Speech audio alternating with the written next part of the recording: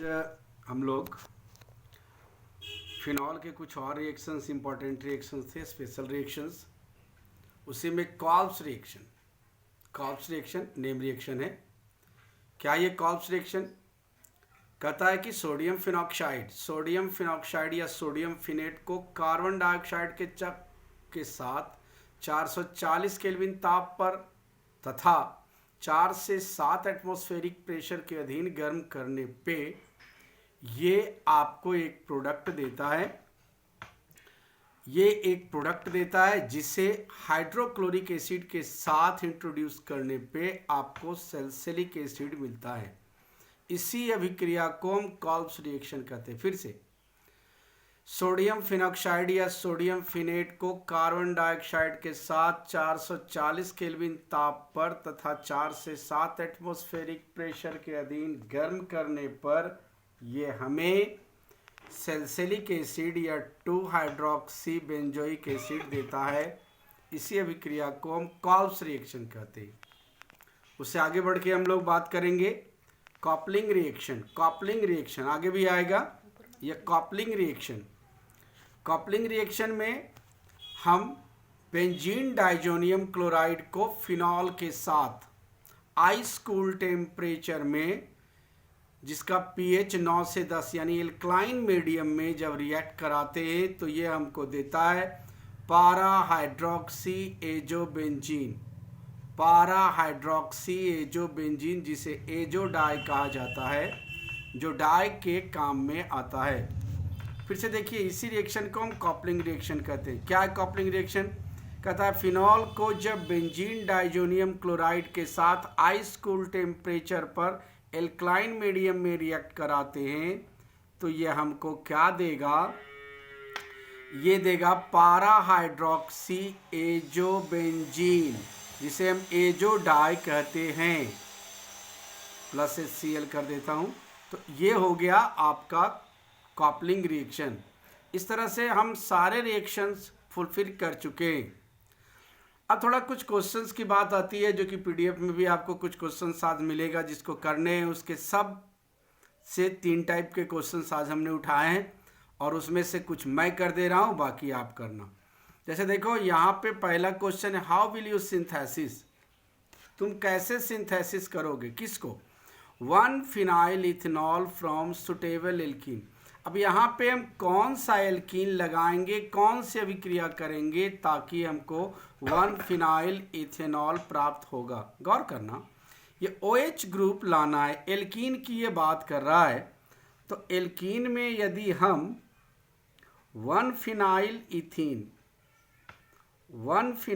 Ethene की अगर हम बात करें तो हमें क्या मिलना है? 1 फिनाइल इथेनॉल की बात ये कर रहा है, CHOH और CH3। तो यहाँ पे हम क्या करेंगे कि यहाँ पे हम अगर डबल बॉन्ड लेके CH2 लेते हैं, क्या हो गया? 1 फिनाइल इथीन, यही एल्कीन है।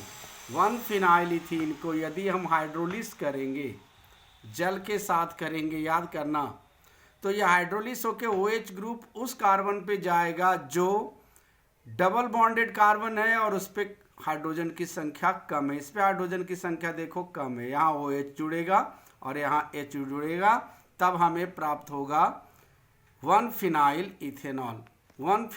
इथेनॉल। गौर करना, इसी टाइप के और भी रिएक्शंस है जिसको तुम्हें करना है। दूसरे टाइप के क्वेश्चंस को अब देखते हैं जरा सा। कहता है give chemical equation for the following chemical reactions, और भी 4-5 दिए हुए हैं। अब यहाँ पे एक स्टेटमेंट है, इसको पढ़ के हम पता करें क्या करना है। ऑक्सीडेशन ऑफ प्रोपेन 1-ऑल विथ एल्कलाइन KMnO4, यह है आपका प्रोपेन 1-ऑल। इसको KMnO4 एल्कलाइन में यदि हम ऑक्सीडाइज करते हैं, आपको पता है कि ऑक्सीडाइज करने पे क्या होता है?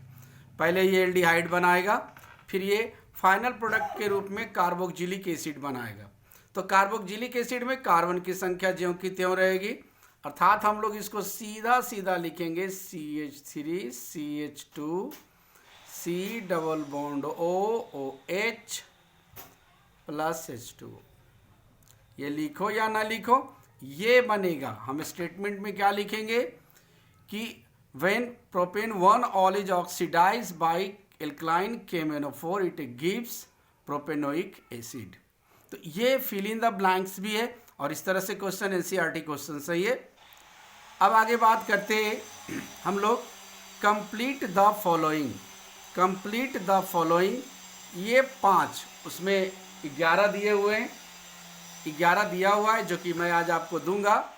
तो इसको कंप्लीट द फॉलोइंग में हम कंप्लीट कैसे करें, क्या सोच के करें, ये देंगे आपके एग्जामिनेशन में देगा आपको यहाँ पे फिल इन द ब्लैंक्स में फुलफिल करने। आइए देखते, यहाँ इथाइल क्लोराइड है, KOH एक्वस को बॉयल किया है। आपको पता है कि जब हम एल्काइल हाइलाइड को एक्वस KOH के साथ बॉयल करते हैं तो हमको क्या मिलता है, CA2H5OH प्लस KCl। आपको पता होना चाहिए, ये किया हुआ है, ये निगेटिव, ये पॉजिटिव। इस प्रकार से आप इसको घेर के भी बना सकते हैं या डायरेक्टली बना सकते हैं। ये फर्स्ट रिएक्शन आपने 2-3 बार देखा हुआ है इसको। अब आइए बात करते हैं कि एल्कीन की अभिक्रिया हम H2O से हाइड्रोलिस कर रहे हैं एसिडिक मीडियम में। जैसे हम हाइड्रोलिसिस को कर रहे हैं तो इसका OH पार्ट कहाँ चला जाएगा, उस डबल बॉन्डेड कार्बन से जहाँ हाइड्रोजन की संख्या कम है। तो इस तरह से हम बनाएंगे इसको CH3 CHOH और CH3, यानी प्रोपेन 2ऑल बनेगा। ये एडिशनल प्रोडक्ट होता है, ये एडिशन होता है OH का। OH का एडिशन कहाँ होता है, उस डबल बॉन्डेड कार्बन पे जहाँ हाइड्रोजन की संख्या कम होती है। अब यहाँ पे आइए, ये क्या है, ये सेकेंडरी अल्कोहल है, प्रोपेन 2ऑल है। अब प्रोपेन 2ऑल को CrO3 से ऑक्सीडाइज किया। आपको पता है कि यदि सेकेंडरी अल्कोहल को हम ऑक्सीडाइज करेंगे तो वो हमको क्या देगा, कीटोन देगा। CH3C डबल बॉन्ड O और CH3 साथ में H2O रिलीज होता है। तो इस तरह से हमको याद रखना होगा कि क्या करने हैं। ये CrO3 यानी क्रोमिक एनहाइड्राइड के साथ हम लोग जब इसको ऑक्सीडाइज करते तो हमको कीटोन देता है। आइए आगे बात करते, ये है आपका प्रोपीन और यहाँ हम किसके साथ कर रहे हैं, ये देखिए B2H6 बोरान के साथ और एल्कलाइन मीडियम है और हाइड्रोजन पर ऑक्साइड के साथ आप कर रहे हैं। तो ये बोरोहाइड्रेशन रिएक्शन है, बोरोहाइड्रेशन रिएक्शन। इसमें OH कहाँ जुड़ेगा, उस डबल बॉन्डेड कार्बन से जहाँ हाइड्रोजन की संख्या कम है। लगभग एंटी मार्कोनिकोफ रूल जैसा है नहीं, एंटी मार्कोनिकोफ रूल जैसा है। तो बनाएंगे CH2CH2OH। तो यहाँ पे बात आई।